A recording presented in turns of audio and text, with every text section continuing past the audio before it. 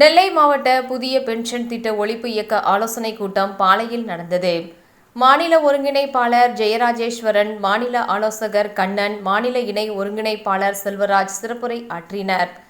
இதில் தமிழ்நாடு அரசு ஊழியர் சங்க மாவட்ட தலைவர் குமரவேல், வணிக வரி பணியாளர் சங்க மாநில துணைத் தலைவர் கற்பகம், பொது சுகாதாரத்துறை அலுவலர் சங்க மாவட்ட துணைத் தலைவர் புகாரி உள்பட பலர் பேசினர். இதில் வணிக வரி துறை, ஊரக வளர்ச்சித்துறை, கல்வித்துறை, ஆசிரியர்கள், சுகாதாரத்துறை மற்றும் பல துறைகளில் இருந்து அரசு ஊழியர்கள் பலர் கலந்து கொண்டனர்.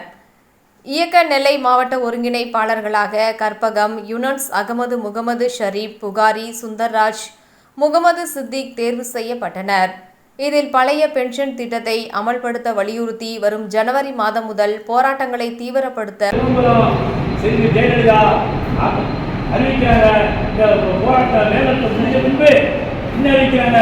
2003 முதல் இனி புதிதாக வேலைக்கு வருவதற்கு பழைய பிரச்சனை தெரியாது, புதிய பிரச்சனை இருந்தால் ஒருங்கும் என்று அறிவிக்கிறார்.